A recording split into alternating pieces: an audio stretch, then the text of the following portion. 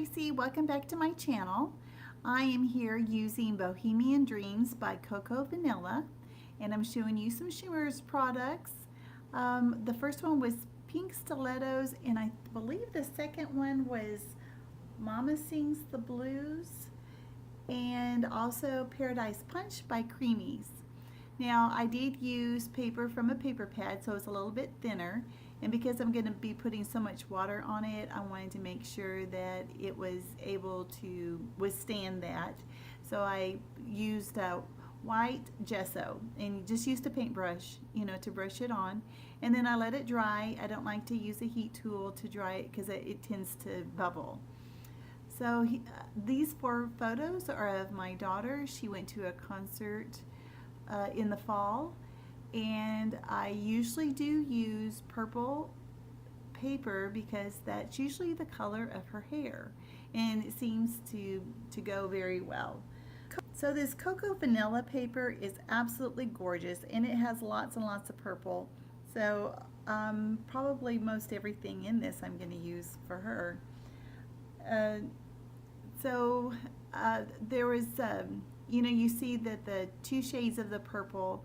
I wanted the darker purple for the photos, and I thought about trimming the right side, the right end, before putting it down, but I changed my mind, and I wanted a little bit of the paper to show underneath the photos on all 4 sides, and so I had to do some trimming, but it was the left side of that 2 card, well, I guess 2 photo.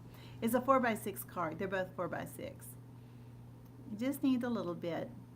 So now I'm going to work on these sprays. Now my intent was to have some purple showing through, kind of on the light, kind of a watercolory look. So I go a little crazy with the pink stiletto, and I speed this up quite a bit, like 6 times. And then here is the Mama Sings the Blues, and the add water, trying to mix it together. You know what? And it does mix together pretty good if you add enough water. And then now I'm pouring in the Paradise Punch. Now, the reason why I poured it in is you have to add water. It comes hard, so you have to add water to activate it. So I just poured it on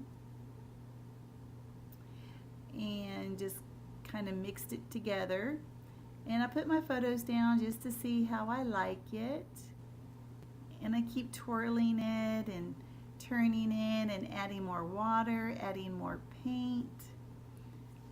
And at one point I really liked the way that it looked when I go back to look at it, but I just kept going and it was too much. Yeah, it's absolutely on the crazy side. Now by itself, I think it looks pretty good. And I am going to use that. I'm going to probably cut out some shapes from that. And I do use part of this background on the layout, but it's going to be underneath a card.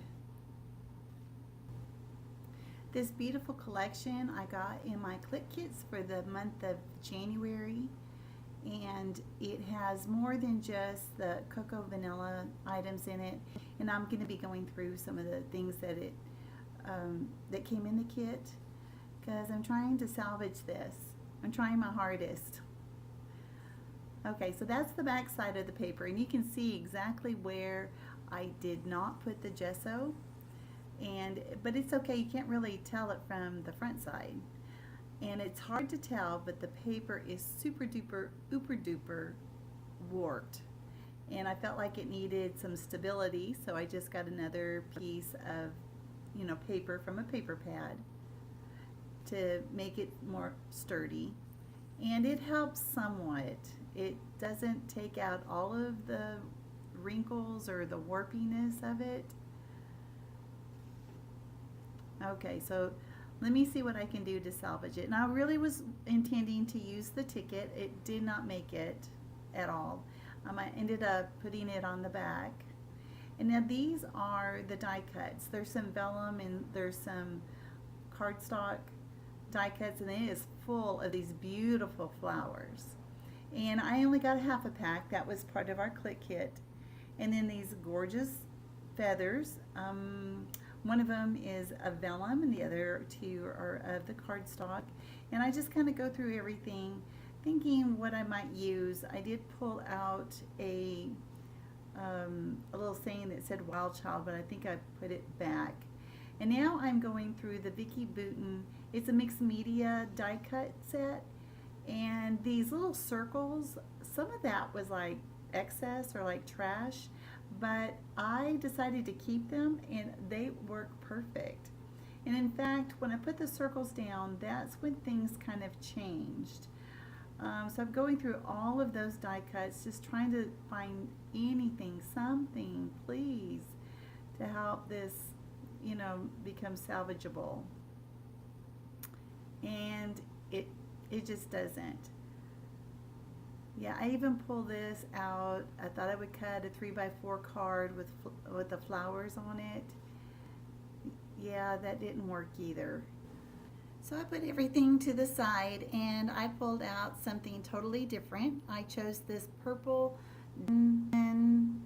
paper, and I just started putting things down, including those circles, and then everything started falling into place. Now that card that says cool at the top left, that has the tie-dye looking paper that I was working on. That is what is peeking through that. Now, I had pulled most of the things that are on this are from the Vicki Boutin collection. And in fact, I don't think there's anything in there that's from, oh, I guess the feathers, that's from the Bohemian Dreams collection. But it's okay because, you know, only had half a pack and, you know, it'll last. So I'm just going to glue everything down.